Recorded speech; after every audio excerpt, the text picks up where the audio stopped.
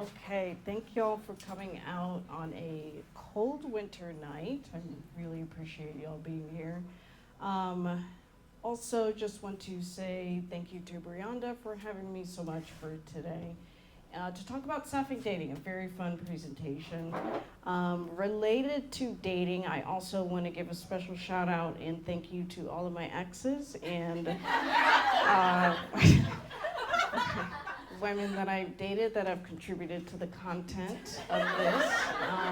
Your presence is definitely felt here today. It is true what they say, God gives her toughest lessons to her toughest soldiers, and I am a sapphic warrior quite at this point. So, a really fun topic, so let me see if I can get this. Okay. So this is just an introduction. I was kind of scrambling a little bit today because I was being a little overzealous on the amount of content. So I am gonna kind of speed through some things, but this is mostly the kind of flow of everything that we'll go through today. So some background and terminology. So some people might not know what the term sapphic means. It's essentially just a more inclusive term than the term lesbian. So it includes, love the pointer, it includes women, non-binary, and genderqueer people, as well as different sexualities. So it can also include bisexual and pansexual people. Essentially here today we're talking about women who love women, but I am also incorporating non-binary and genderqueer people into that definition. So today I am just using lesbian and sapphic interchangeably, but essentially we are talking about WLW. WLW is a fun little hashtag that we use for social media. Sadly, to have to bypass the algorithm, they did start to censor a lot of queer hashtags like hashtag lesbian, hashtag queer, hashtag LGBTQ. Sadly, we started to notice that we would get like shadow banned a little bit for using some of those hashtags. Dyke is another term that people commonly hear. We do ask that people not use that term. It is considered a little bit more derogatory, but we are reclaiming it within the community.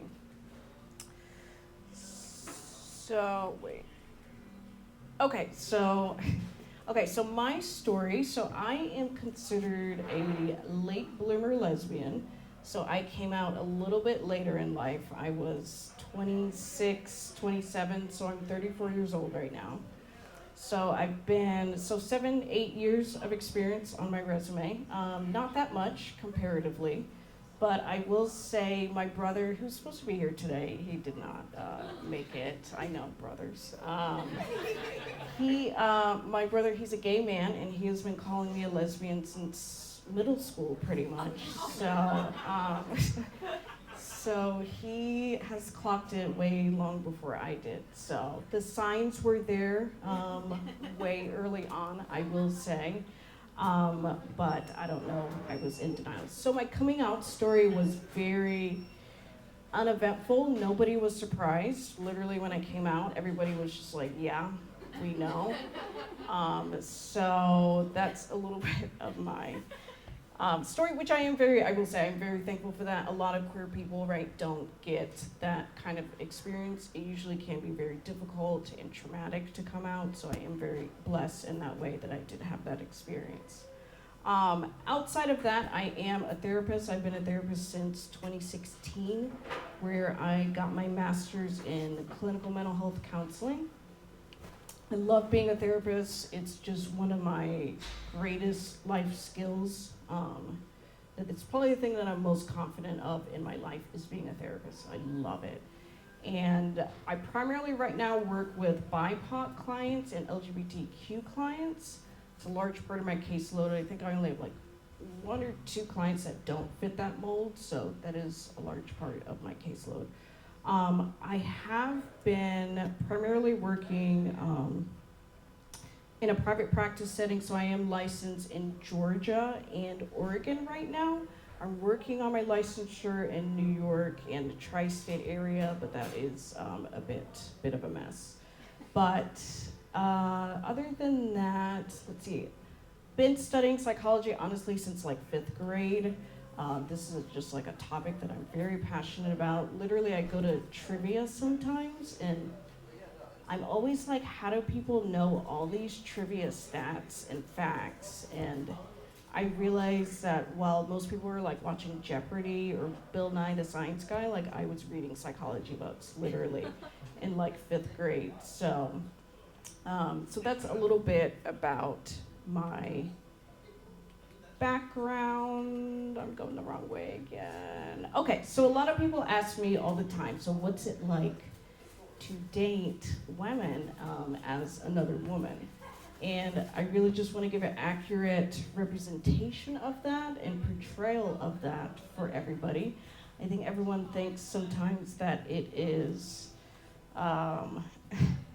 like rainbows and that we're reading each other poetry and feeding each other strawberries, and it can be that, absolutely, but I just want everyone to have this visual in mind when you're working with a sapphic client, or if you have a friend or family who is sapphic.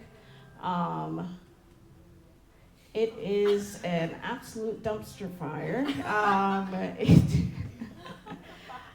We are really struggling in the dating community right now, so we really need the help of therapists as much as we can. So please just keep this in mind as you work with your clients. So some reasons for that to kind of support the dumpster fire theory. Lesbians typically have higher rates of divorce and intimate partner violence than any other subgroup. So this is compared to gay males or other heterosexual couples.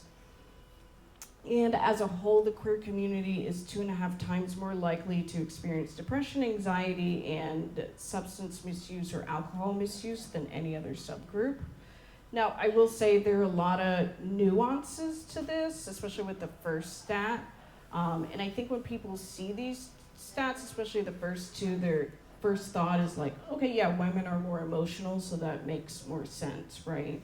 But really, there's a lot more going on to that. So we're gonna talk about a lot of the issues that really contribute to these stats. So minority stress theory, huge theory, very foundational theory. I actually recently just learned about it. It essentially talks about how there are unique stressors that marginalized groups face as a part of being in these marginalized communities based on our social status and our stigma associated with those. So some very specific examples of this for sapphic women. I won't go through all of these for the sake of time, but anti-LGBTQ plus stigma and sexism.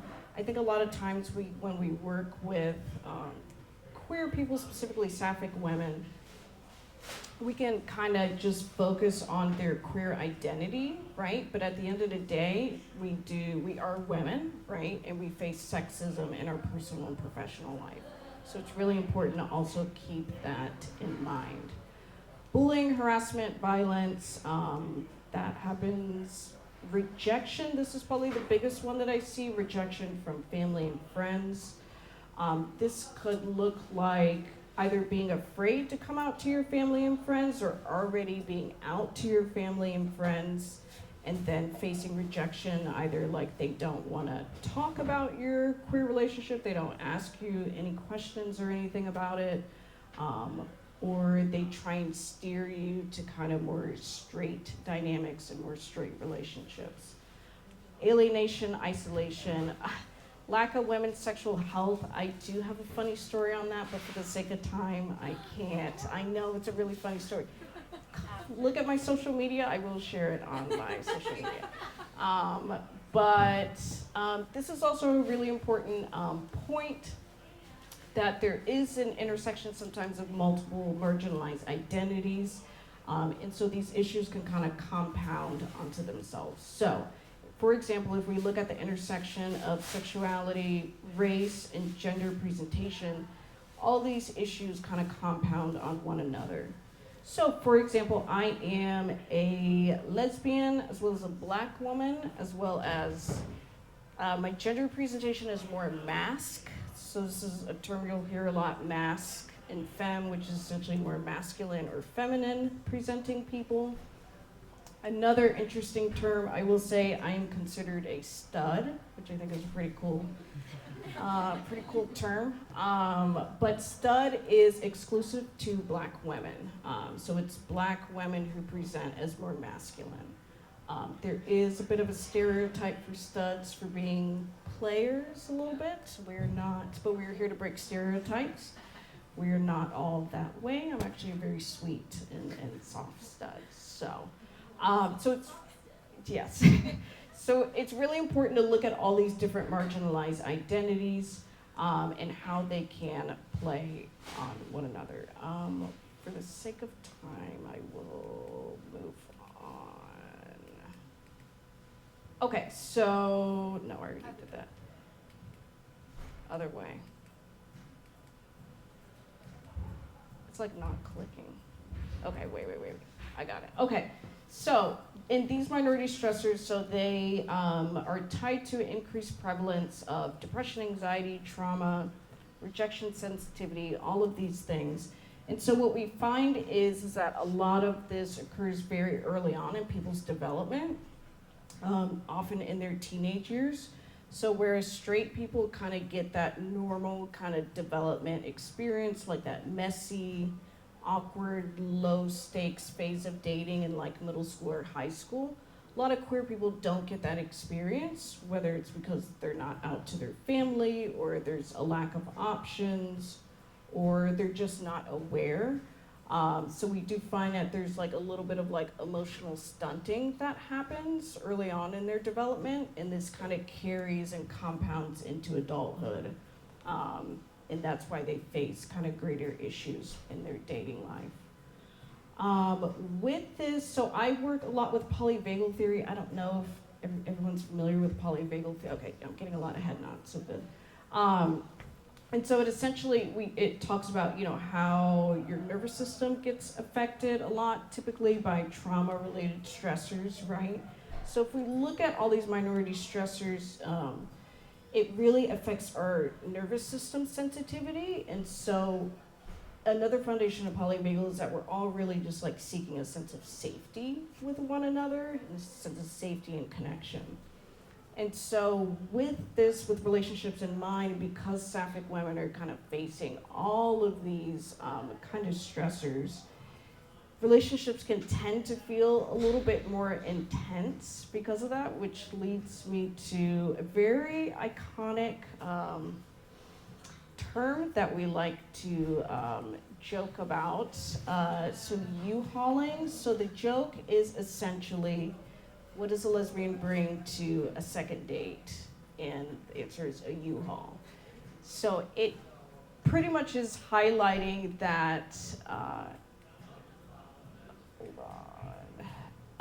it's pretty much highlighting how intensely these relationships can move. So typically we spend a lot of time together early on, and we become very close emotionally. And really it is because we're seeking that sense of safety and connection with one another against all the stressors that we're facing. This is also called the urge to merge. It's a very playful term. We love to make jokes about U-hauling, but it is something that does happen a lot, and it can cause a lot of relationship dysfunction very early on. And so the U-hauling is rooted in anxious and avoidant attachment. I won't spend too much time on this, but I will say I did do a therapy training with a therapist that was talking about dating and attachment styles. And one of the things that she brought up was how these attachment styles kind of play out in heterosexual relationships. Sadly, she did not use a lot of inclusive terminology for other types of relationships. So she would often use he, she pronouns and talk about husband and wife, boyfriend and girlfriend. So we would not really understand how this manifests with different relationship types like queer people. So me being me, I would often ask questions. I was just very curious. I was like, okay, well, how does this play out in lesbian relationships? Because we do U-haul, we do like to merge very quickly, so how can these attachment styles show up? I'll never forget her answer. She was like, that's not anything to worry about. At the end of the day, we are all leaves of the same tree. And so that is nothing to worry about. You can just apply all of these concepts to your lesbian lovers. And I did not agree with that. I quickly left that program because of that. And so I think that begins to highlight the gaps in the field that we're facing. I think it's very harmful to apply some heterosexual frameworks and treatments to sapphic relationships, right? This is the biggest issue that I feel like is in the field right now. There was a Psychology Today article that I read. How much time do I have? Oh, okay. So there was a Psychology Today article that I read. It was essentially like, is therapy only for white people, right?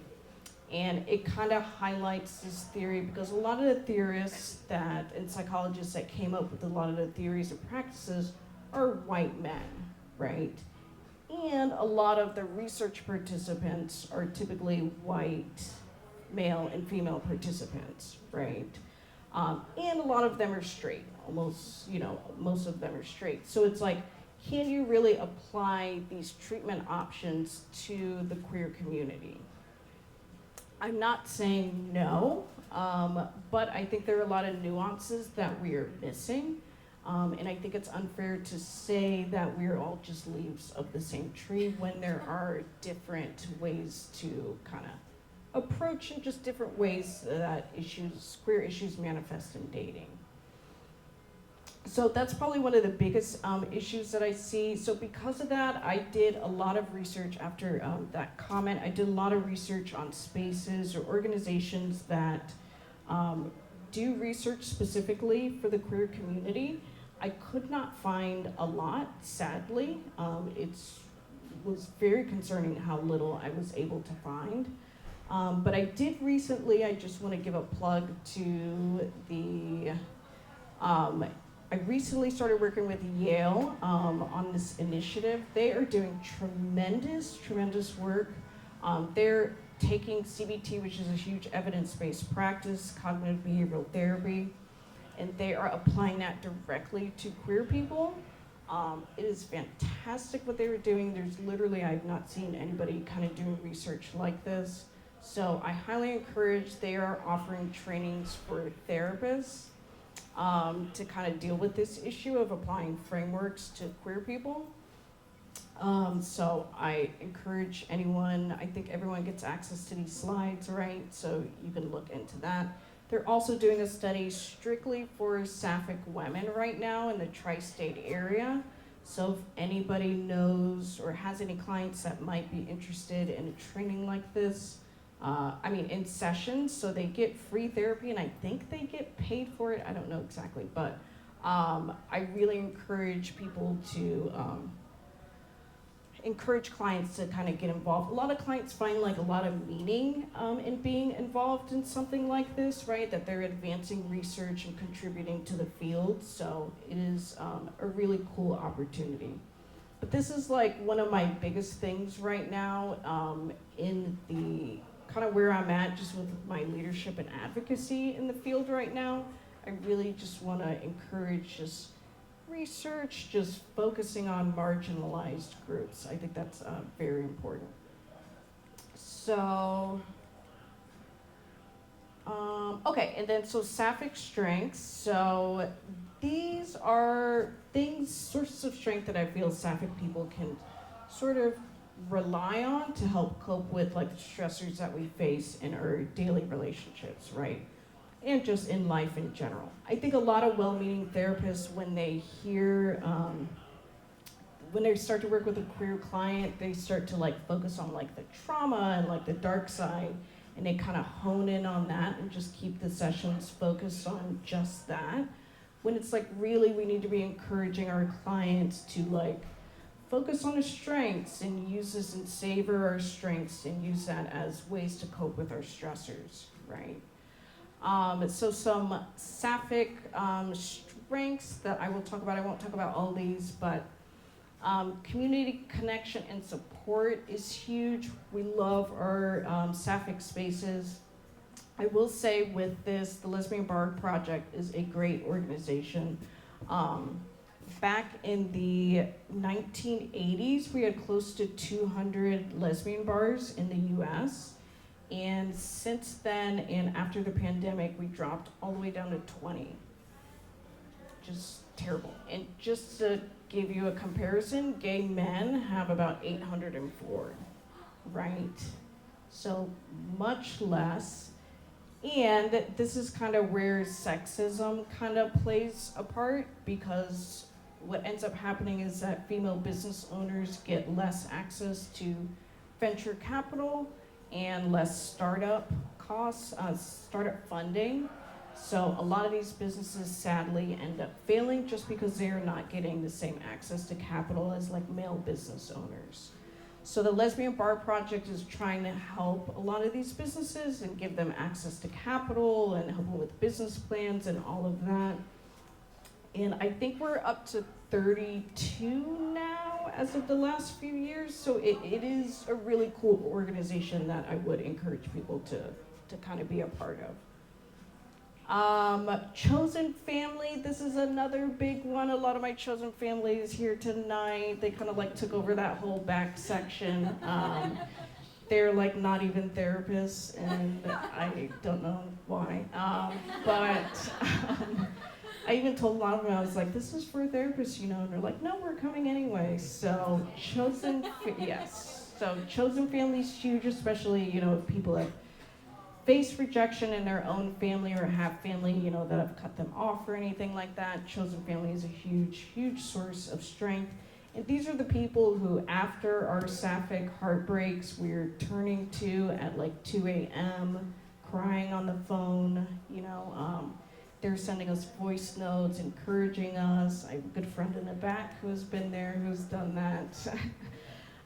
So chosen family is huge, and it's really important to help clients like find that sense of community and those people somewhere.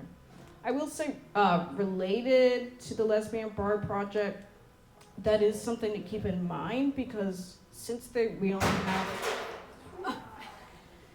it's okay, yeah. Since there are only 32 lesbian bars right now, and New York has 4 or 5 of them, a lot of other states usually don't have lesbian bars. There really aren't a lot of spaces for people to turn to. Like when I was in Atlanta, we only had 1. And if somebody's in like Wisconsin, there's probably 0, right? So that's something to keep in mind. Like, do people actually have access to these communities to like try and find their chosen family? So you do have to get creative in helping clients find those people for support. It might be online, it might be like online meetups, things like that. It's just okay, gotcha. I think I needed that. I was getting carried away. Okay, and then authenticity in relationships, resilience, and adaptability, advocacy. And so all these strengths help us just reduce instances of interpersonal stress, including intimate partner violence, navigate traumatic experiences, build coping skills, and just enjoy love. And so I think it's just very important for us to just understand sapphic culture just as therapists.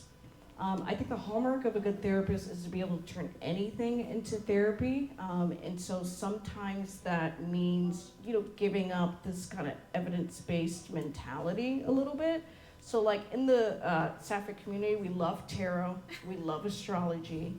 I can have a whole session with somebody about their astrological chart, and you know, it can reveal things like self-awareness and core beliefs that you have about yourself. So you can still make some of these things therapeutic.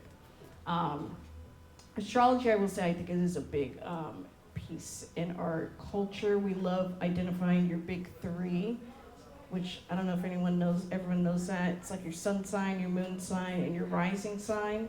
really encourage everybody to kind of get to know those things. I don't have time for a story around that. Okay, that's fine. Okay, so these are just other references that you can turn to.